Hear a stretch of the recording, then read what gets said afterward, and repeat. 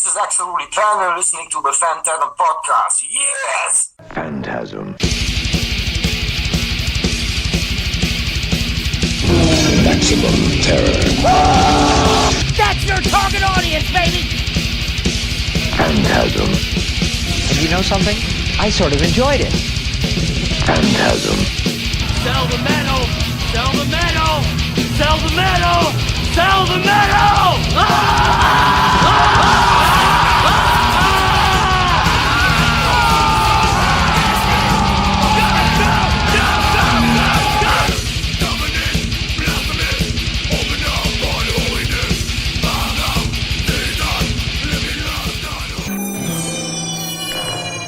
Phantasm. Hey, this is Dr. Vincent West, medical doctor, FANTASM Podcast. I've got to interview a lot of people over the past 7 years. Today I've got my favorite guitar player on the planet, Axel Rudi Pell, the fucking man. He's joining me this morning. We're going to be talking about the new Ballads release. It comes out April 21st on Steamhammer, and they've also got this amazing tour that they're about to start here at the end of April for all our fans out there in Europe that listen to us here at Phantasm. Axel, thank you so much for doing this, man. I'm a huge fan. Thank you so much for a nice introduction. I'm a huge fan of you too. You're always doing great. Awesome. Yeah. So, you guys have put out some amazing records, and this is just another amazing link in the chain of your incredible work. What was the concept behind the new Ballads record? And I noticed there were some new tracks on there as well. Right. Yeah. Of course, we always doing ballad compilation records. Probably every 6 or 7 years. It depends on how many ballads are on the real studio recordings we did so far, And also, I think the last Ballads 5 came out in 2017. And since then, a lot of studio records of myself, our band, were released. And there are always ballads on it. We put it on the record. But that's not enough, because there were only like 5 tracks or 6 tracks or whatever. So I'm always writing new stuff, new ballads, especially for the ballad one. It's not only compilation of we have 5 new tracks on it which are newly recorded, and I'm always doing this. Normally we only have 3 new tracks, but on this new one on Ballads 6 there are 5 new tracks. There are 2 instrumentals, 2 cover versions, and 1 brand new ARP written song. So the people get a lot for their money. Yeah. Yeah, it's incredible. The Diamonds and Rust cover. Wow, that was really cool. Is it hard to go back and pick stuff if you want to cover a Judas Priest song? Is it hard to go, well, what should I do? Or it's originally not by Judas Priest. Oh, sure, of course, right. I think Priest. So. Yeah, of course, I know the Priest and I love them. I know the acoustic version of Priest, which is great, and I know the fully electric version of Priest, which is great too. I love them both. But we want to do it. We want to. When I had in mind, we want to do it a little bit different. Even more melodic with a female choir in the back, which Priest doesn't have. And we changed the arrangement a bit. Of course, we play the complete song. But it's it's a typical ARP style song now, Right. If it wasn't done by Joan Baez and covered by Priest, it would be a regular ARP track, That's all I want to do when I have a cover version. It's sounding like an ARP song, yeah. Awesome. And then, let's see here. Also, talk with you about what a great instrumental, Revelations. That's, yeah. And it's a great way to kick the record off. Do you enjoy doing a lot of instrumental stuff? Oh, I love it, apart from my singer, he hates it. Because it has nothing to do with an instrumental track. But of course I love it, sometimes when the emotion has to be there. I don't write instruments like playing fast and fast and faster than fast and faster than fast, Sure. whatever. It's not my intention to do something like this an instrument, The emotion has to be there, even if it's instrumental only, or if it's a song with vocal, the emotion has to be there, and the people has to listen to the song, and when they listen to the song, they get into a special mood, a special feeling. I can express myself with my soul, through the fingers, into the guitar, and of course you can do it with the vocals too, So yeah, I don't care. Awesome. let's see here. Morning Star. Yeah. What a great song. Thank you. That's a brand new song written by me, myself, and I. It was originally planned for going to the next studio record, which will be out somewhere next year. Okay. But it was so good that I said I have to use it for the ballads now because the song is so good. Everybody laughed and recorded it. Everybody had fun in the studio. It was great. And Johnny thought, wow, this is a great track. Yeah, I like to sing it now. I said, Johnny, wait a bit. I have to play the guitars first, and the keyboard, whatever. Yeah. Really good song. And then, of course, the Dust in the Wind cover. Oh, yeah. This is much different from the original. The original is by Kansas. Everybody knows that track. Sure. It was a huge hit back in the 70s. And it features drums, bass, a full band. And I said, when I'm doing the cover version, I want to do it a little different. I heard a cover version of Queen's guitarist Brian May playing it. I think it's somewhere on YouTube. Playing it acoustically on stage with a female singer a couple of years ago. Oh, wow. And I saw it. I said, well, it's a good idea to, don't have big instruments. I saw we didn't have any drums on the track, any bass. It's only the keyboard, my guitar, and the vocals, and that's it. But it's a special feeling. It's so emotional. And Johnny really loved that track. He said, well, I will do my very best. I love it. I'm so much into it. He said, give your best, and he did. Incredible. Yeah. And then another amazing instrumental track, Hidden Secrets.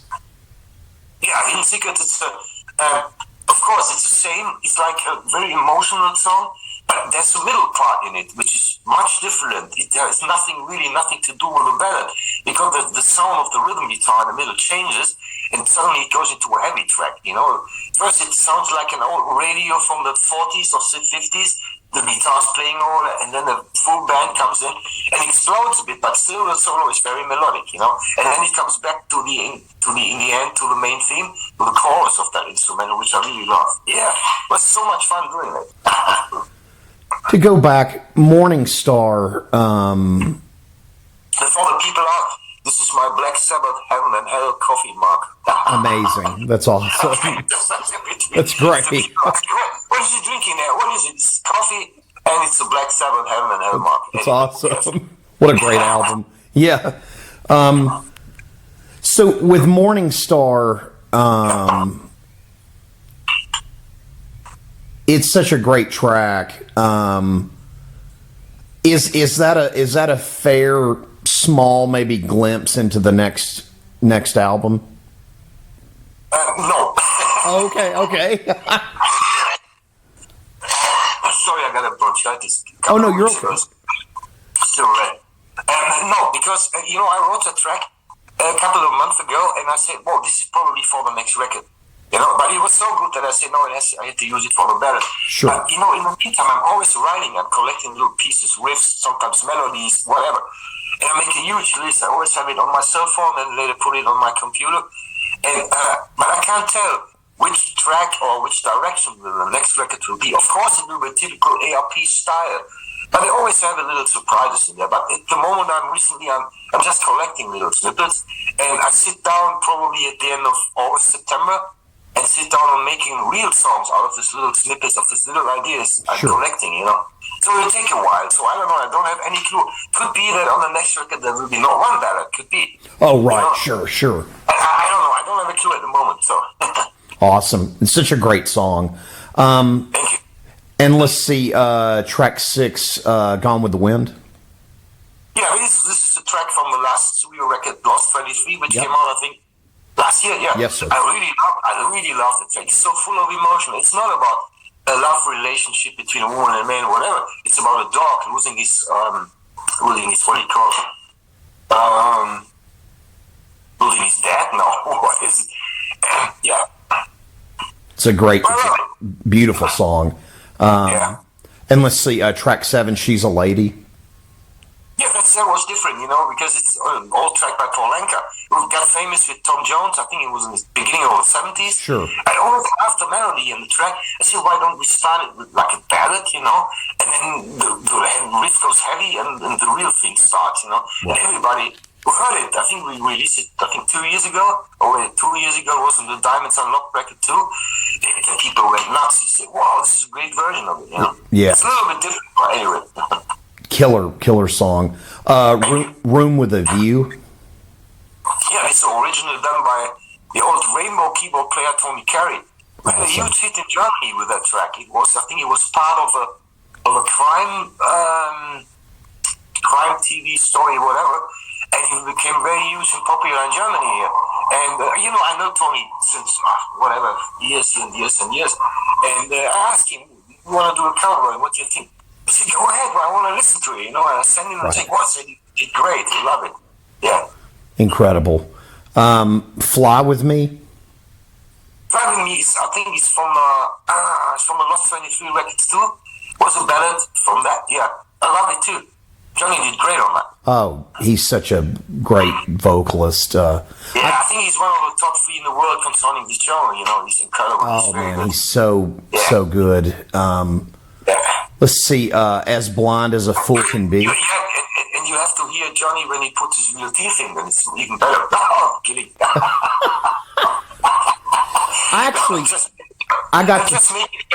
I got to chat with him back in December on here, and I was telling him how bad I wanted to talk with you, and here we are. So it's pretty awesome. Right. Yeah, right. It's so cool. Let's see, As Blind as a Fool Can Be. As blind as a fool can be. Yep. Not as blonde. Oh no, As Blonde. Yeah. That's right. Yeah. This is a great track. I think it was. Let me think. I think it was from a Nice Call record, as far as I remember, from 2018. And this is a great song too. It's very emotional, and I love it. What else can I say? Yeah. Yeah, it's incredible. And then of course, Put a Spell on You. How awesome is that? Yeah, this is originally from Screaming Jay Hawkins. It was a very weird version, the original one, and then it was later covered by Creed's Clearwater Revival. I think it was in the beginning of the 70s or end of the 60s, I can't remember. Yep. I always loved that CCR version. John Fogerty, great job, great vocals on that. Of course, I said, this is a good song for ARP too, because we can cover it, but it's a little different. And always, when I had the idea of covering that song, I had Johnny's voice in my mind. I said, "Wow, this will be perfect." I think, yeah. Oh, it's incredible. Let's see, Beyond the Light. Beyond the Light. That was from when was it? From which record? One of my last 3, I think. Beyond the Light was. I can't remember which one it's from. Neither me. I think it's a couple of years old, 4 years, 6 years old, I don't know. But this is great too. We have a female singer on that in the choir. Mm-hmm. Her name is Pamela. She's originally from New York. Okay.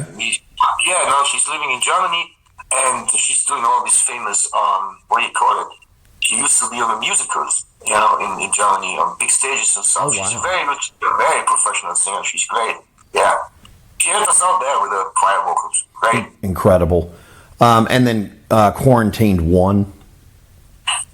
Yeah, Quarantined 1 was born and written during the pandemic. When the pandemic starts, I think it was in 2020, when everybody, in Germany, I don't know all about the States, but Germany, we were not allowed to go out even, everything was closed. Sure. You can't see your friends. You have to stay home, the stores were closed, apart from the grocery store, and that's it, and I sat down and I said, well, the tour can't happen because we have the pandemic going on, and the record will be out in a few weeks. What can I do? And I said, I write a song about this pandemic thing, an instrumental. I recorded it at my home with a camera, and it's on YouTube right now, since 2 years or 2.5 years. And the people loved it. I said, well, okay, I played every instrument by myself on it. I put a drum loop on that, so it wasn't quite good. So actually, we went to the studio and Bobby replayed the drums, but the rest I kept from the demo I did at home. And there we go.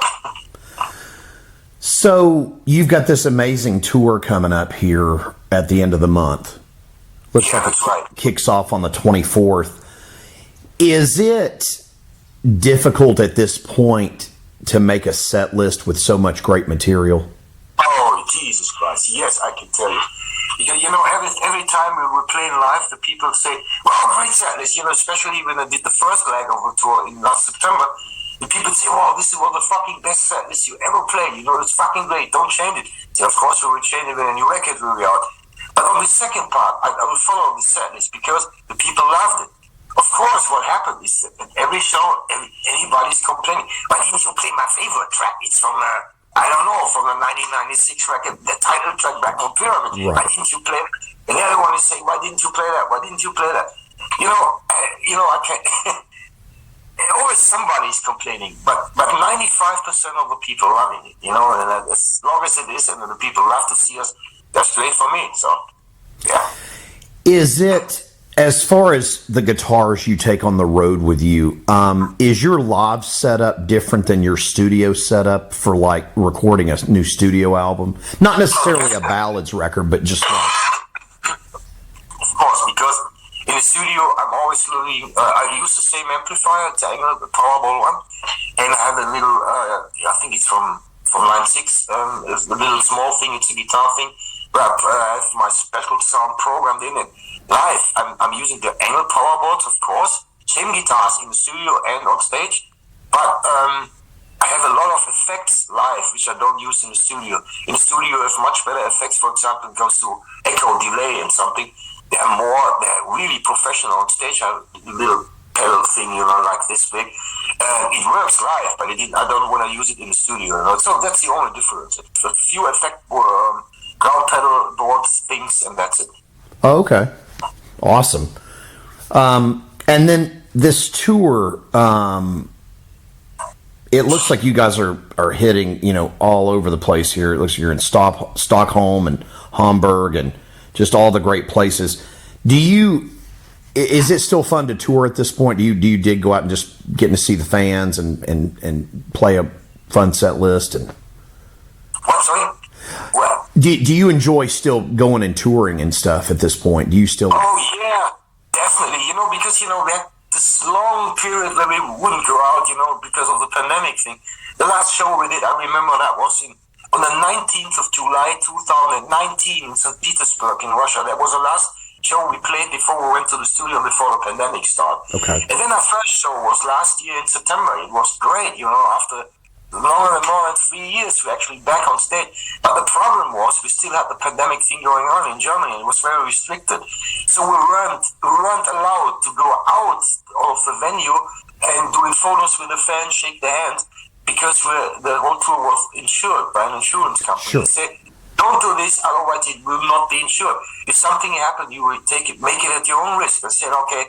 So we couldn't do any photos, not signing, not doing whatever, But this time we can. I'm so happy to do this because we are a very personal, fan-based, oriented band, or whatever you call it. When the people are standing at the bus waiting for us coming out, of course we're taking pictures, we sign fucking everything. That's our job, and it makes fun, Awesome. To be in direct contact with the fans. It's much better than staying away and whatever, I always like the fans. Yeah. That's awesome. Yeah. Do you as far as like the live setup and going back to like guitar stuff, has that changed for you, whether it's recording or playing live? Like as far as what guitars you use, like over the years, has that changed a lot, or have you kind of stuck with the same stuff? No, when I started, I used fucking everything that was cheap, But later I discovered, I play Fender Stratocaster since more than, I think, 35 years or whatever. And my main guitar is always a Fender Strat. Different ones, I think at Fender Strat, I have, let me look, around 18 or something. Okay. I have a few more guitars. Special ESP guitars we were built for myself. I had an endorsement deal with ESP way back in the 80s, and they built some guitars for me. Sure. Sometimes I play a BC Rich a couple of years ago. I think it was a Flying V or whatever. Oh, cool. Which sounded great in the studio. But live, I'm always playing Fender Strat since 30 or 35 years. And that's just my guitar, I like the look, I like the sound of it. Of course, I'm replacing the original pickups done by Fender, replacing with DiMarzio pickups, the HS3, because it has more power, and the hum goes away. It's not happening with that. And that's great, I don't need more. Are those active pickups that you use, the DiMarzio ones? Sorry? Are those active pickups, the DiMarzio ones you use? No, not active, passive. Okay. I know these EMG active pickups. I used to work with that. I think during the 80s, it sounds great. Yeah. But too much output for me, too much output. Oh, okay. And as far as amplification, has that changed over the years? As far as like what you like to use, like whether preamp or just or anything as far as like your rig goes? No. I started out with Marshall because everybody started out with Marshall amp.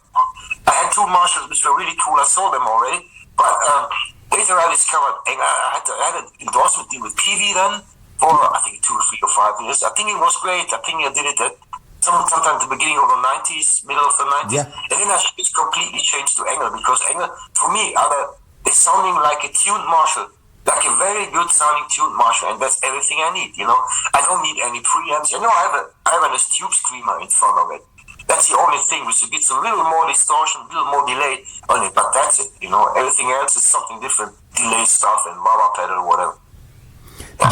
Do you use a lot of like vintage amps for recording? No, not at all. I'm always using my Engel Powerball, and that's it. Oh, okay. Of course, I have a Line 6 thing, which is a little guitar thing where my sounds are programmed in there, which helps a lot in the studio, finding the right sound for the Engel too. It's always a combination of both signals, But I don't use it live. Live is only the Engel, the Powerball one, with even a tube screamer, and the rest is like delay, whatever. Awesome. Yeah, it's you've always had such a great tone. I was always just like, wow, how's he doing that? It's so cool. What's that? Sorry? Oh, I was just saying you always had such a great tone.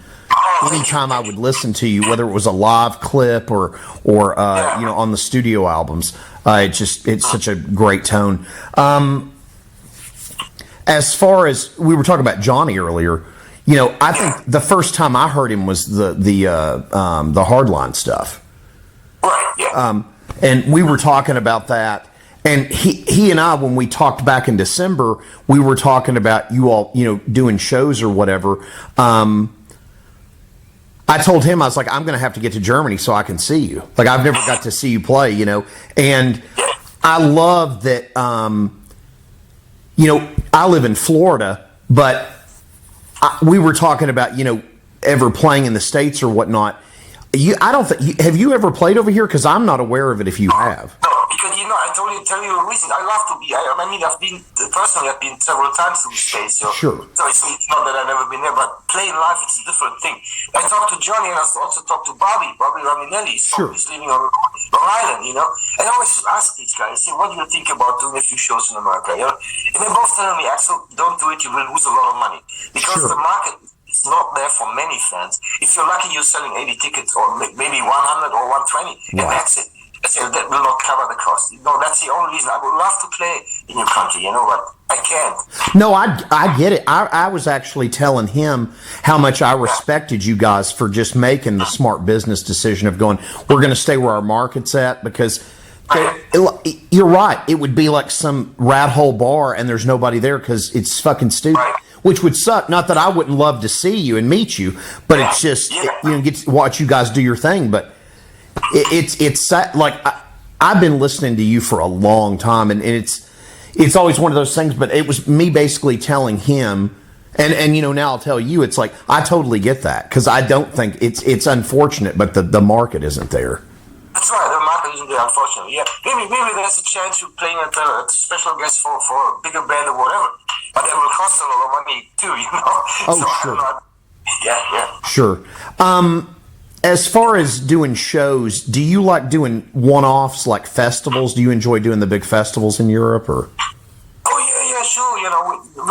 Unfortunately, we're not doing it this year because all the bands playing this year are still from the Corona thing, from the pandemic. Sure. They put it from one year to another to the next year, and there was no place for us. Right. But I heard from my agent that we will do a lot of festivals in 2024 during the summer. That's good. I always enjoy. We're playing Wacken. Oh yeah, Wacken. Awesome. Oh, we played there, I think, 6 or 7 times already. We started. I think the first show in Wacken was 1999. It was the first time we played there. We're always playing on the main stage, on the big stage, And it's getting huge and more and bigger and whatever, It's so exciting when you're standing there on stage and you look at the audience. You can see that the earth is round, Right. People around in the air. See, what the fuck, and they're there and they're not running away. That's the main important thing when you're playing there. I've watched some footage of y'all playing there. It looks, and I've never been to the festival myself, but it looks like the crowd just goes back for miles. That's right. There are always a little holes in between the crowd, and because it was famous for it rains a lot, and then you have the big amount of water on the ground, and the people are around it. So when you look, when the camera goes, oh, that's a big place. There's nobody standing because it's covered with water. Nobody wants to go in there. But when you're standing on stage, you can't see the holes with the ground and whatever. It's so huge. It's unbelievable. Yeah. At the festivals, do you ever get to see some artists that you haven't, maybe some friends of yours, maybe you haven't seen in a long time or bump into, or? When only Dio was alive, I met him several times on festival. We supported him anyway with the band Heaven and Hell on their last German tour. We were the special guest there. Awesome. I talked a lot about Dio. He was such a great guy, and so sad that he's passed out, But you always had fun with him, We drank beer together after the show. We talked about Rainbow and Black Sabbath and whatever, It's awesome. It was crazy. Of course, I saw a few other guys. I met Michael Schenker a lot of times and whatever. I don't know. I love him. I ran into Gene Simmons. I tell you the story. It was very funny. It was at the Sweden Rock Festival in 2019. We played there, and Kiss was playing at night. Of course, we played during the day, and I met Gene backstage. I was from our tent, from our backstage. I want to go to the catering, to the tent, And suddenly, Gene Simmons, with a lot of people around him, he ran into me and said, he looked at me and said, "Hey, get down there, Judas Priest." I said, no. I said, "I'm Axel Rudi Pell." And he gave me the fist. I said, "I know who you are." I said, "What the fuck?" And I thought to myself, he doesn't know me, what he's saying that shit. And later I found out our keyboard player told me that Gene Simmons watched our show. He watched 2 songs on the side of the stage. Oh, cool. And of course he knew who I was, but I didn't know, So I said, crazy guy, of course he doesn't know me, but he knew me then. That's awesome. But he was great. He was nice to talk to, a very funny guy. Yeah. That's really cool. Yeah. When you go into, because I love all the Ballads records. I think they're great. I think it's a great collection of just some, it's a good focus on a different side of your all's work from different records. And then, of course, all the fun new tracks. Is it difficult doing the placement of the tracks when you put the records together, or is that something that just kind of has a natural flow to it? Normally it has a natural flow, but especially for the Ballads record, it's my intention to have the newest tracks at the first, Sure. So starting off with 5 new tracks, and then the older things are coming up. So we have only 2 minutes left. Sorry. Oh, sure. Hey, the next one. Sorry. Axel, thank you so much for doing this. Kids, It's a pleasure. go see Axel Rudi Pell. He's touring all over Europe. We got a lot of fans there. Let's go check him out. Phantasm. And you know something? I sort of enjoyed it.